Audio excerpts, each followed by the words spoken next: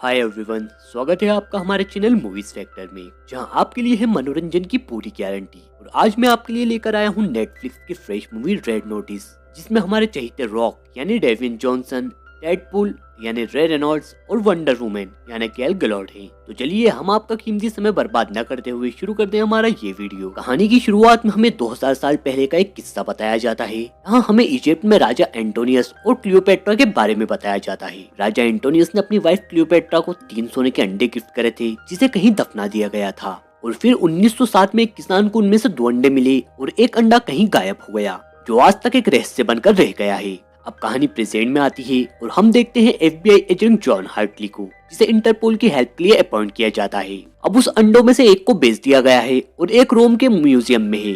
उसके बाद हम देखते हैं बूथ को, जो कि एक चोर है और वो सेम उस गोल्डन एग जैसा नकली अंडा बना रहा होता है। जॉन इंटरपोल एजेंट उर्वशी दास को ज्वाइन करता है। वो बताता है कि उस म्यूजियम से वो अंडा चोरी होने वाला है, इसलिए वो दास के साथ उस म्यूजियम में जाता है ताकि उस अंडे को चोरी होने से बचाया जा सके। लेकिन जॉन बताता है कि अंडा पहले ही चोरी हो चुका है और वो उसे वहाँ पर प्रूफ करने के लिए एक बच्चे से कोक लेता है और उस अंडे पर डालता है, जिससे वो नकली अंडा पिघल जाता है। और तब दास सभी एग्जिट डोर क्लोज करने को कहती है। ये देखकर बूथ वहाँ से भागता है और जॉन उसे देख लेता है। और अब जॉन समेत पूरी FBI टीम बूथ का पीछा करती है, लेकिन बूथ सभी को छकाते हुए वहाँ से निकल जाता है। लेकिन जॉन उसे पकड़ लेता है, लेकिन फिर बूथ जान को बातों में उलझा लेता है और वहाँ से निकल जाता है। और इस तरह बूथ पूरी FBI टीम को ठेंगा दिखाकर वहाँ से निकल जाता है। एंड अप सीन शिफ्ट होता है 56 आवर्स बाद, जहाँ जॉन बूथ के घर बाली में उसे पकड़ लेता है। यहाँ हम देखते हैं कि जॉन को बूथ की पूरी हिस्ट्री पता होती है। जॉन यहाँ पर बूथ के पिता के बारे में भी जानता है कि उसके पिता पुलिस में थे। तब बूथ जॉन से पूछता है कि उसके बारे में उसे कैसे पता चला। जॉन बताता है कि बिशप उसे सारी इन्फॉर्मेशन प्रोवाइड करती है। उसके बाद बूथ को अरेस्ट कर लिया जाता है और उसे वेन में बैठा दिया जाता है। और तब दास जॉन से कहती है कि वो अंडा दूसरी वेन में लेकर जाए, क्योंकि हो सकता है कि बूथ यहाँ से भी अंडा चुरा ले। और तब जॉन एक ऑफिसर को वो अंडा वेन में रखने को देता है और वो रहती है बिशप, जो असली अंडे को एक्सचेंज कर देती है और वहाँ पर नकली अंडा रख देती है। अब कहानी 32 घंटे आगे बढ़ती है, जहाँ दास को ये पता चल जाता है कि वो अंडा नकली है। वो जॉन पर बिशप के साथ मिलकर अंडा चुराने का आरोप लगाती है, क्योंकि जॉन के स्विस बैंक अकाउंट में $8 मिलियन भी एक अननोन अकाउंट से ट्रांसफर हुए हैं, जिससे उनका शक जॉन पर बढ़ गया है। उसके बाद जॉन को रशिया की एक जेल में भेज दिया जाता है और उसे वहाँ पर बूथ मिलता है। अब यहाँ बूथ उसे बताता है कि इजिप्ट का एक बहुत बड़ा बिलियनियर है। उसकी बेटी की शादी से पहले अगर उसे कोई वो 3 अंडे लाकर देता है, न सिर्फ वो उसे $30 मिलियन देगा, बल्कि अपनी सारी संपत्ति उसके नाम कर देगा।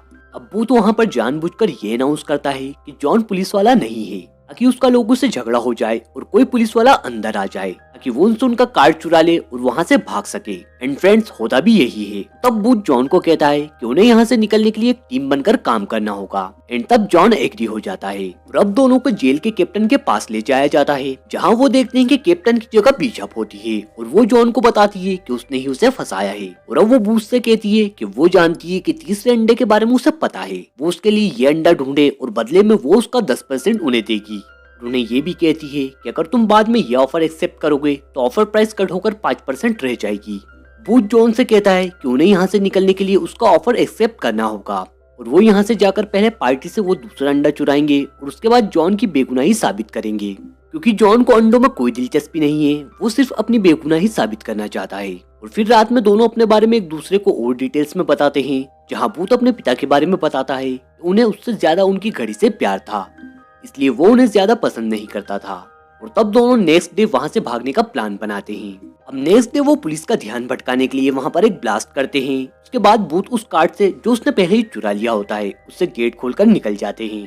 एंड लास्ट में बूथ अपनी जान पर खेलकर एक प्लेन चुराता है और वो वहाँ से बचकर निकल जाते हैं।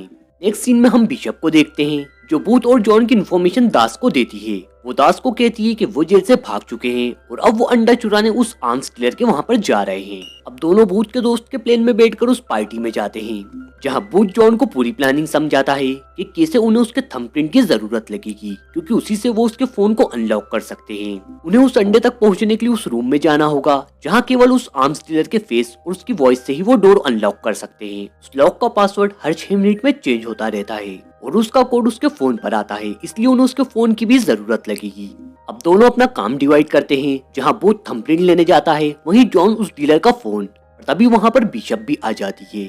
अब जॉन बिशप के साथ डांस करता है ताकि ये देखकर वो डीलर उनके पास आए और जॉन उसका फोन चुरा सके। और होता भी यही है। वो डीलर जॉन और बिशप के पास आता है और वो बिशप के साथ डांस करने को कहता है और तभी जॉन उस डीलर से टकराता है और वो फोन चुरा लेता है। इधर बूथ को भी उसके थंबप्रिंट मिल जाते हैं। अब वहाँ दास भी पार्टी में पहुंच जाती है क्योंकि बिशप ने इसकी इन्फॉर्मेशन उस तक पहुंचाई थी। वो दोनों उसको चकमा देकर उस रूम में पहुंच जाते हैं और वहाँ पर वो अंडा हासिल कर लेते हैं। लेकिन तभी वहाँ बिशप भी आ जाती है जहाँ उनमें जबरदस्त फाइट होती है और बिशप दोनों को बहुत बुरी तरह पीटती है। तभी वहाँ वो डीलर आ जाता है। एंड फ्रेंड्स, हमें यहाँ पर ये पता चलता है कि बिशप ने उसके साथ हाथ मिला लिया है और अब वो दोनों इनको बांध देते हैं।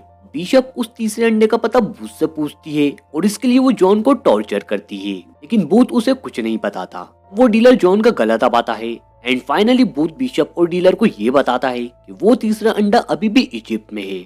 लेकिन तभी बिशप उस डीलर को भी बेहोश कर देती है और उसे धोखा दे देती है क्योंकि वो अकेले ही इस अंडे को हासिल करना चाहती है। एंड फिर वो वहाँ से चली जाती है और अब थोड़ी देर बाद उस डीलर को होश आता है जो अभी भी नशे में होता है और वो उन दोनों पर गोलियां चलाने लगता है। एंड फिर वो वापस बेहोश हो जाता है। तब जॉन हथकड़ी तोड़ देता है और बताता है कि गोली हथकड़ी पर लग गई थी और अब फाइनली वो दोनों वहाँ से फरार हो जाते हैं जहाँ वो एक ग्राउंड से निकलते हैं जहाँ एक सांड उनके पीछे लगता है। पर जैसे तैसे दोनों वहाँ से निकलते हैं और अब दोनों एक ट्रेन में होते हैं जहाँ जॉन बूथ से पूछता है कि वो तीसरा अंडा कहाँ है और उसे मारने की धमकी देता है और उसे ट्रेन से भी फेंकने वाला होता है।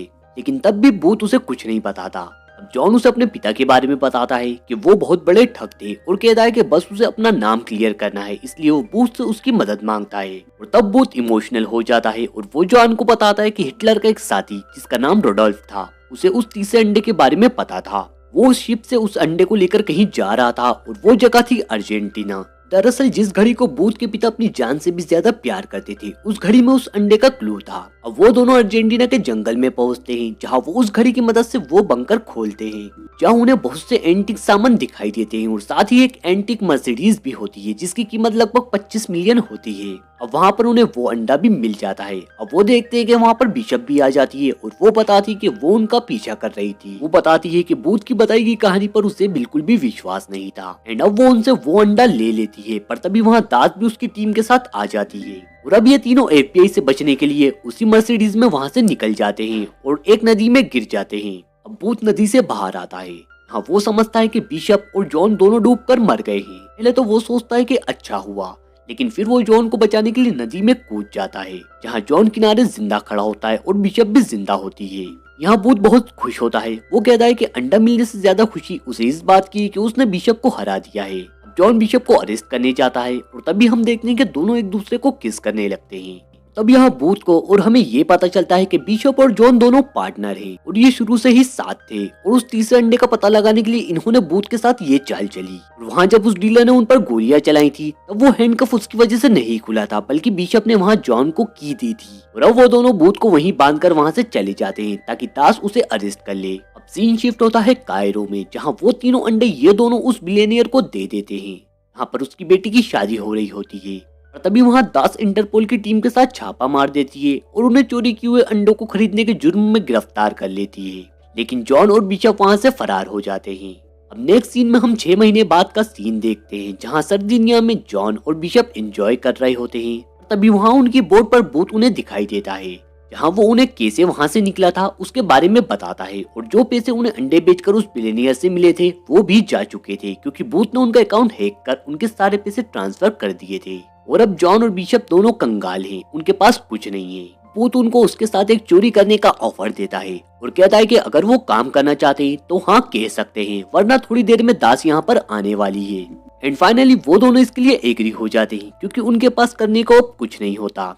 एंड जब दास वहाँ पर आती है तो ये तीनों उस बोट से फरार हो चुके होते हैं। एंड सीन शिफ्ट होता है फ्रांस में जहाँ ये लोग अपनी अगली चोरी के लिए तैयार होते हैं और इसी के साथ ये मूवी यहीं पर एंड हो जाती है। तो फ्रेंड्स, ये था रेड नोटिस का शॉर्ट एक्सप्लेनेशन। आई होप आपको वीडियो पसंद आया होगा और मूवी भी।